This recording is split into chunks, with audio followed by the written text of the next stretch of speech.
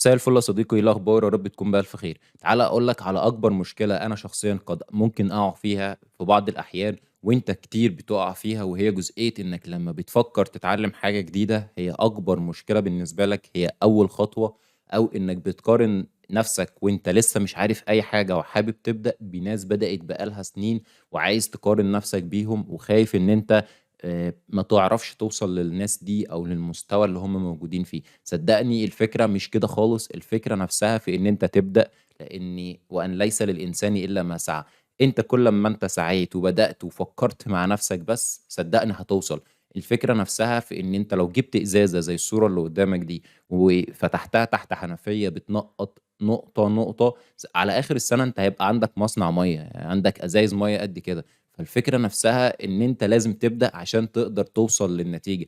وما تقارنش نفسك بحد غير بنفسك بس. قارن نفسك امبارح بالنهارده، لان انت اصلا النتيجة اللي انت هتوصل لها النهارده هي مبنية على انك بدأت امبارح. فهنرجع تاني لنقطة الصفر، وهي انك لازم تبدأ. تمام. كتير جدا من الناس بتيجي تقول لي طب الناس اللي وصلت ل5 سنين وست سنين خبرة هوصل لهم ازاي؟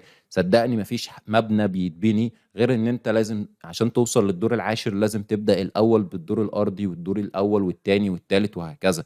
في ناس بقى بتستخدم السلم فبتطلع بطيئة، عشان كده ممكن يكون المدة اللي اتعلموا فيها عشان يوصلوا للدور العاشر او الخبرة على مدار 10 سنين مثلا طلعوها بطيئة. ناس تانية طلعت بالاسانسير. الفكرة نفسها هنا برضو هتكمن في ان انت ما ينفعش تسأل حد تقول له انا عايز اتعلم حاجة معينة، فيقول لك مثلا في شهرين. هو اتعلمها في شهرين عشان هو كان عنده وقت طويل جدا انه يديه في التعلم ده، ويديله في التطبيق العملي للحاجه اللي هو بيتعلمها. يعني مثلا مجال تحليل البيانات انت ممكن تسال شخص يقول لك انا اتعلمت في شهرين.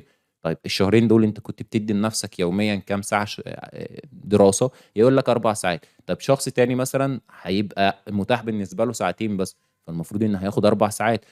ده كمثال. فهتلاقي ان ما ينفعش انت تقارن مقارنة ما بين شخص والتاني. حتى فهمك للمعلومة ممكن يبقى من أول مرة، شخص تاني ممكن يكرر الفيديو مرة واتنين وتلاتة عشان يتعلمها. مفيش جدار يا شباب بيتبني أو بيوصل لأنه يبقى مبني قدامك غير من أول طوبة تحطها. فلازم تحط أول طوبة وطوبة فوق طوبة فوق طوبة، تلاقي نفسك بنيت الجدار وبنيت العمارة اللي انت عايز تعملها. فما ينفعش يا شباب ان انت تبقى رابط اللي انت عايز توصل له باشخاص تانيين. اربطه بنفسك سواء بوقت او بمجهود او فهمك للمعلومات، وانك تبدأ.